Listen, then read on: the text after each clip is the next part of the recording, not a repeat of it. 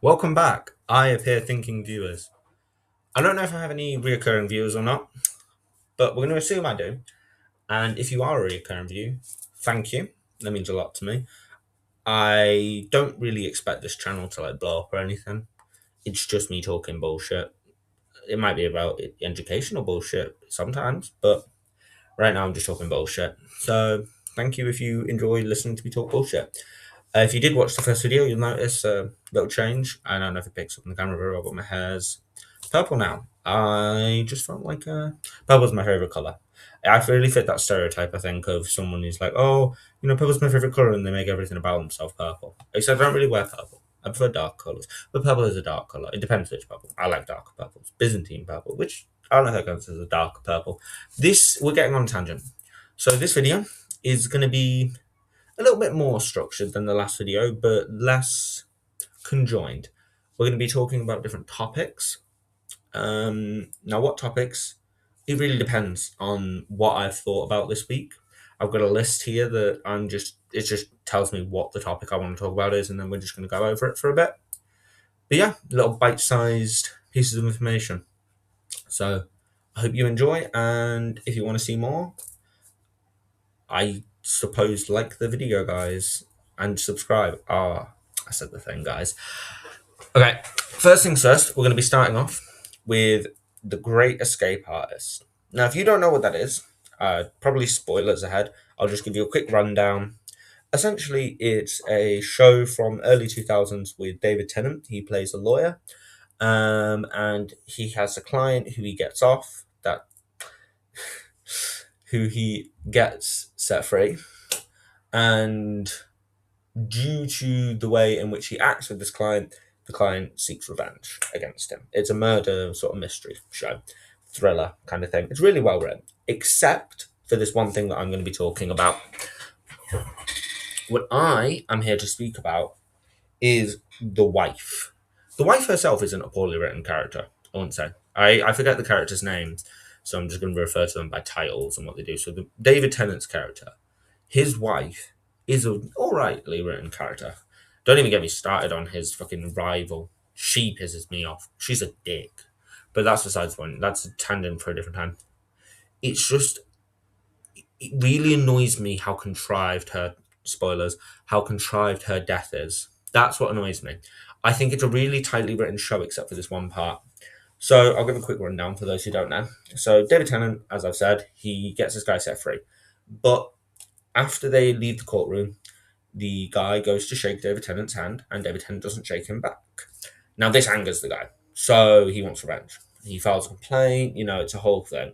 Now, David Tennant has, two homes. He has his home in London, and then he has a countryside house. The character, I don't know about the actor.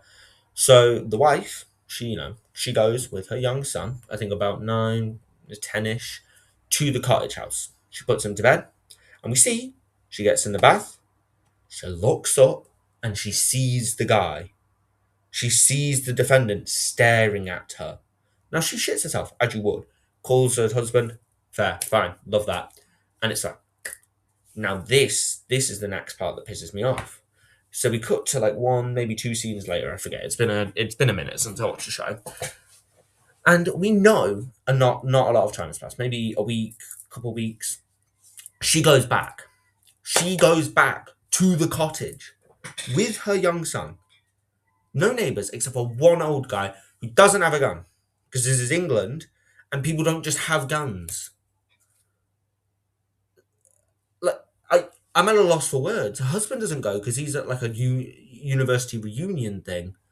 She gets murdered. Obviously, she gets murdered. And guess by who? By who? The guy who was watching her in the bath. I love the show. I really do. But this is the most contrived piece of bullshit ever. Yes, because any logical person who, has just been spied upon in a house is going to go back to that house alone with their young child. It's not like she has to go back either. They have a house in London, a nice house that they're not renovating or anything. It doesn't say, oh, we're renovating, so we have to go to the cottage, or I don't want to go to the cottage, I'm scared. Because the guy was watching me. No, nothing like that. No, nada. She just decides, oh yeah, I'm gonna take my son. And I think that is really poor writing. Like, this woman doesn't seem like an idiot. It's not like she's shown to be an idiot throughout the show, anything.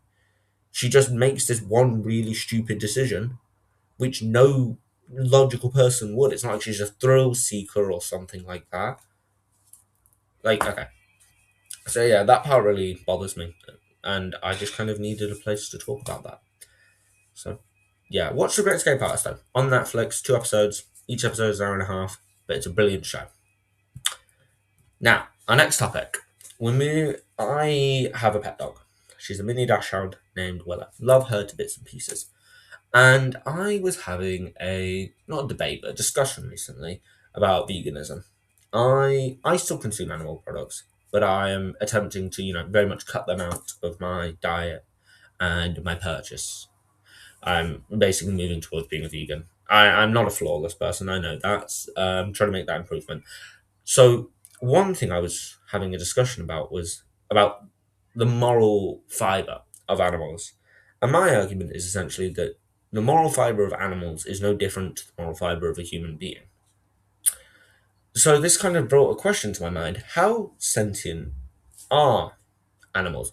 I specifically wrote how sentient is the dog, because this came to mind while I was just with my dog.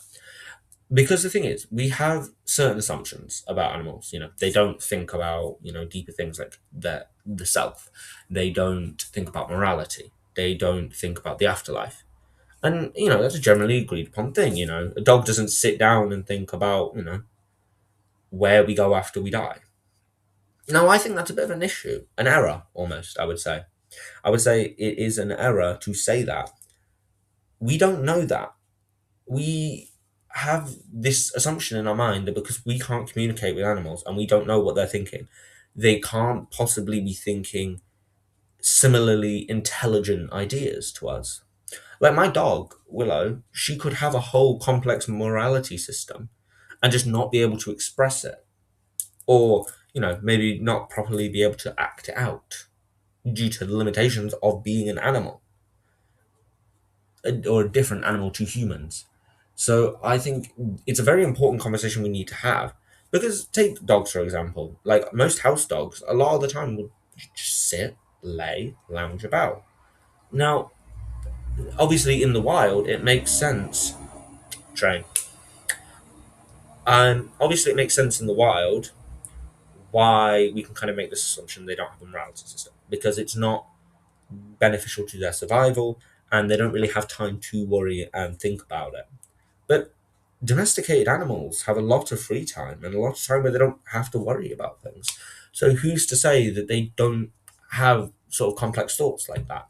I think we have a lot of assumptions about animals which are very unfair, but we can see time and time again that a lot of animals are quite intelligent beings, and I think it's quite beautiful about life.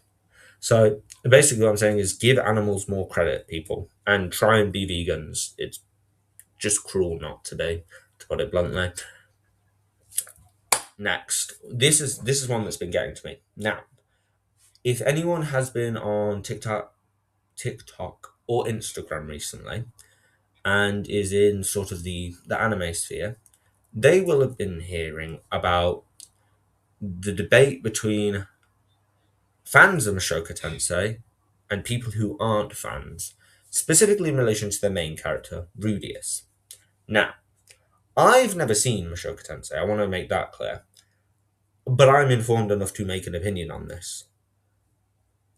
It's like the thought I had is genuinely just a question: how do people like Rudius as a main character? Like, genuinely, because it's not like a BoJack Horseman situation where you have an immoral character. That person gets critiqued. He's meant to be shown as a bad person. Like, obviously, to a point, you like BoJack because he's the character you follow, and you can empathize with some things he do. But you can look at that and go, BoJack's a piece of shit. Like, I love BoJack Horseman. I don't like hate him because he's a very well written character and he's hard to hate almost. But I can look at everything he does and I can say without a shadow of a doubt he is a piece of shit. He does awful things. But that's not how Mashoka Tensei portrays it. I know that much. The actions of Rudius are not meant to Rudius is an evil bastard, we shouldn't like it. You're meant to root for Rudius. But He has a relationship with his cousin. Ew. He has a relationship with underage kids, and it doesn't matter that he's in the body of a child. Like, that just plain and simple. It doesn't matter. Mentally, he is not a child. He is a full grown adult. That is an adult man, not only attracted to children, not just attracted to them, not just, but actively within a relationship with children. He, in his past life, he spied on his niece in the shower. Spied on his niece. That is disgusting. Anyone who says that isn't, check their hard drives. Genuinely check their hard drives. Like, Rudius is not someone I could see myself rooting for. Just period. I don't get how you could. He's just a despicable person. And yeah, I see people out here going, "Oh, Rudius is the goat. My goat, Rudius. My goat, Rudius." Like, it has to be ironic. Like, I genuinely can't sit here and believe people are that stupid or just evil. Don't watch Mushoku Tensei, or do. I don't control your life. I wouldn't recommend it just based on that alone. I don't want to watch a show where the main character is not portrayed as evil, even though they are a pedophile. That's just me. The next topic of conversation is actually something important, like the rest of my stuff. I mean, I would say the sentience of animals things is an important point to look at, but this is like actively important for politics and leftism. We're talking about gun laws, people. Guns. I love guns. Do we love guns? Who knows? In England, we don't have guns. That's one thing we should start with. Um, I know people can own air rifles and air guns, which are different to like airsoft, but we don't really have guns in England in the same way that people in America do. Now, my question is, should we have guns? To put it just in simplest terms imaginable, I think we should. I think guns are important for people to have. I am not anti-gun control. Obviously, I don't think we should just give any person a gun, like a clearly mentally unstable, unwell person who might shoot up a school. Like, that's very obvious. But I don't think we should take guns away. I don't know who said this quote. I've heard it before, but I've never actually found the origin of it. But one of my favorite quotes is, "An armed minority is a minority which is harder to repress." And I think that's very important. We live in a bourgeois state, and one, we want to carry out revolution. Two, we don't want people to be oppressed. How do you prevent that? Arming the populace. You can't really repress someone if they have a gun. Like, obviously, it's not exactly true, but it's a lot harder to repress someone with a gun. That's the point of the quote. And I think if we're ever going to strive for revolution, weapons are needed. We can't really, see that one. I think if you've been on TikTok, you've seen that one video. Revolution's going to look like a dance party. That guy was a psyop. That guy had to be a psyop. Like, put it so bluntly, that man was a psyop. But it's not going to be a fucking dance party. You have to kill people. People are going to die. You need weapons to fight an armed state. So I think guns should be brought back to the UK. Obviously, with strict regulation for the mentally unwell. I'm not saying go to your local, like, psych ward and just give everyone there a gun. No, obviously not. Like, we have to be responsible about it. But guns are important for revolution, and guns are important for protecting yourself, like your rights. I sound like a Republican. I need my guns to protect my rights, but in the sense that it's harder to repress people who are armed. Now, this topic is one that's a bit near and dear to my heart. So we're going to be talking a bit about Courtney Love. So I'm sure you all know who Courtney Love is, lead singer from Hole, great band, and also famously the wife of Kurt Cobain, the lead singer of Nirvana. Do I prefer Nirvana or Hole? I prefer Nirvana, I'm not gonna lie, but I do like Hole. I do quite like Hole. Now, one thing I do hate, people's opinions on Courtney Love. Being in the Nirvana fan base or community or whatever you want to call it, people time and time again you hear Courtney Love killed Kurt Cobain. And I think this has to be one of the most sexist bullshit points ever. The man who was so clearly suicidal, like, like it's genuinely insane. Like, one of his songs is literally called "I Hate Myself and Want to Die," and people genuinely think he didn't kill himself. Like, it's obviously a tragedy that he did. Like, no one's like, "Oh yeah, Kurt Cobain's dead. I'm so glad he killed himself." But you shouldn't be surprised about it. Like, yes, that man was going to kill himself. Anyone could see it. It's like Chester Bennington. Like, if you look at the music, like it kind of is a bit of a signal. Like, obviously, Chester Bennington's a bit different because he seemed very happy, but that's how depression is. You can seem happy even while being depressed. Like, depression's not as simple as "Ugh, I'm sad and miserable all the time." It's not depression. But Kurt Cobain struggled with drugs, substance abuse, you know, like mental health issues. That was just Kurt for you. So I think the fact that people want to kind of be like, no, it was a murder and it was Courtney Love who did it is genuinely disgusting because they just want. It's genuinely just an excuse to hate on women. I think it's a bit like Skylar White. Like, people, like, it's the like people say, oh, it's a litmus test if you like Skylar White or not, or not necessarily like you don't have to like her, but if you hate Skylar White or not, because she didn't do anything. Her husband was a drug dealer. Like, he was in charge of a, what is it, crystal meth empire, and people are like, yeah, she's the bad. He raped her, guys. Not Kurt. I want to make sure. I want to make sure we're on the same page. Walter White rapes Skylar, fucking refuses to sign divorce papers, and people still think Skylar White is the villain in this situation. I genuinely think people just want excuses to hate women. They, like, just plain and simple. But yeah, so listen to Hole. Love Courtney Love. Well, I feel like I've heard she's gone a bit iffy in recent years to the right. I don't know if that's true or not. So do your research, be careful, but don't hate her because of the Kurt situation. That's just stupid. Next, we are going to be still talking. Well, I know that wasn't about leftism, but this is explicitly leftism. We're going to be talking about leftism and phobia. I don't mean phobia in the sense of fear. I mean phobia in the sense of homophobia, transphobia, sexism, racism. I know they're not phobias, but, like, underlying idea, hatred. Can you be a leftist and be sexist? Can you be a leftist and be transphobic, homophobic, racist? Simple answer, no. Like, just plain and simple, guys.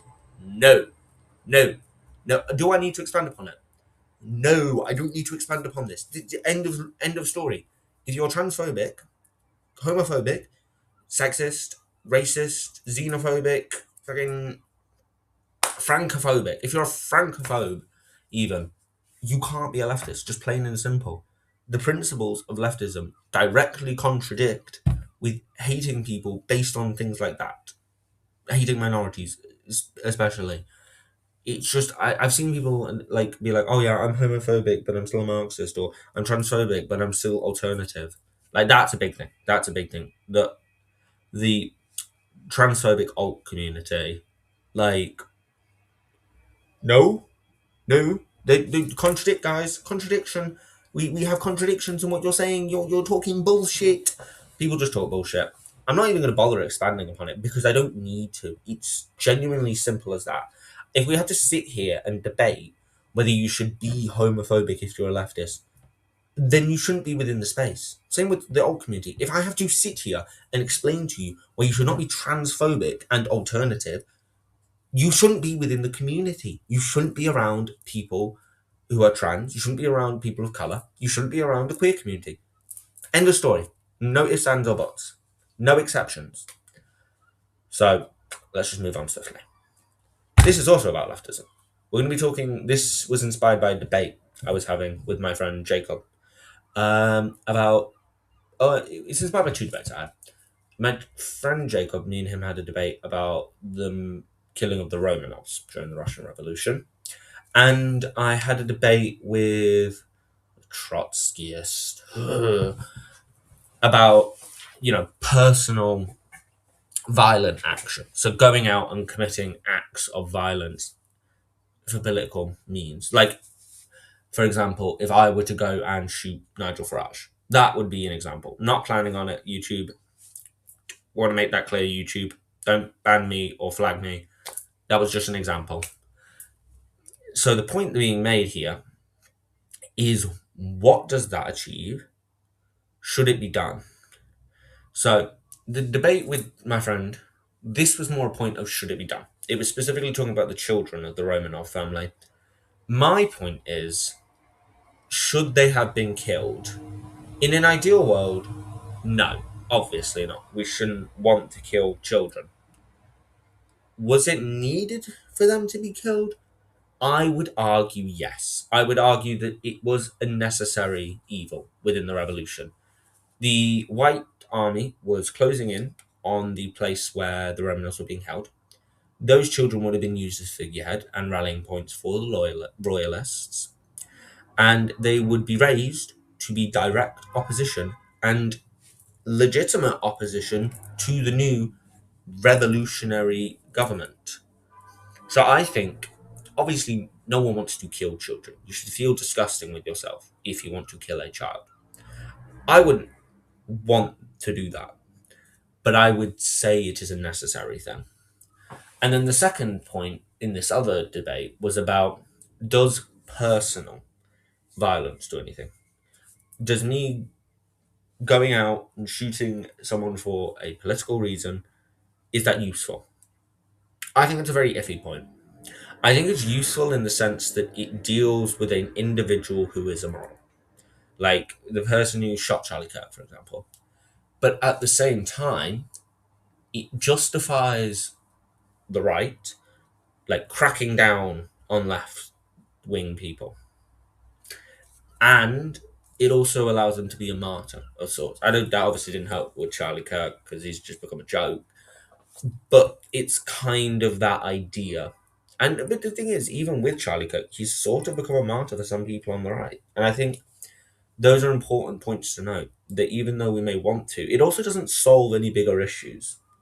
Like, it goes back to what I'm saying in my last video about how you you cover up part of the wound, but you don't actually deal with the issue.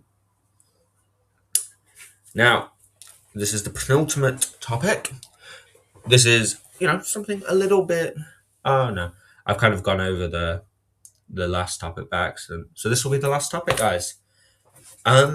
This is a little bit of a calmer topic, guys. Dark Souls 2. Don't we all love Dark Souls 2? Now, you see, that's the issue. Most people don't. Most people don't like Dark Souls 2. I went. I wouldn't even, okay. I wouldn't say most people, but a very large amount and a very vocal amount really don't like Dark Souls 2. And genuinely, I don't understand it. I will very much admit they're awful hitboxes. Dark Souls 2 does not have good hitboxes at all. But, but, it has a lot of good things that make up for it. The quests in Dark Souls 2 are great. The characters, great. I like the bosses. I think the bosses are fun. I don't think they're all very original. Looking at the Dragon Slayer armor, not super original, but so what?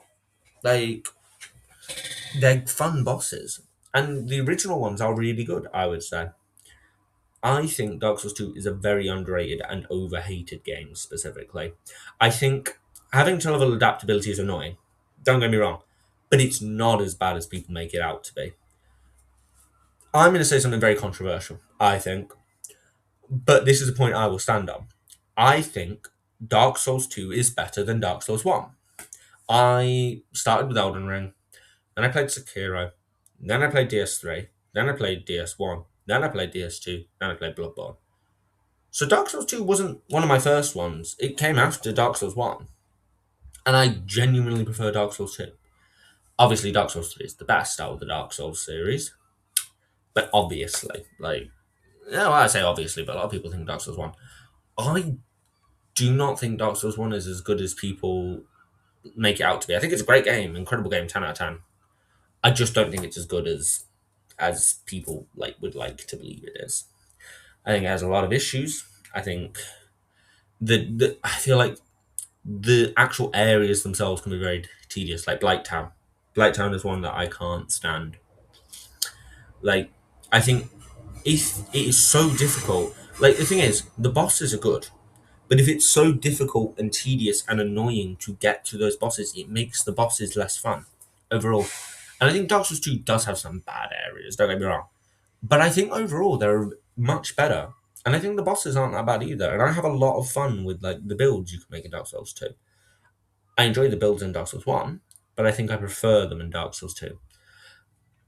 I think it is a game which we need to look back on and reevaluate a bit. Reevaluate. Is it as bad as people think it is? Or are we just hating it just because it's Dark Souls 2? Anyway, thank you for watching another I Appear Thinking video, and I hope you will enjoy the next one too. Have a nice time.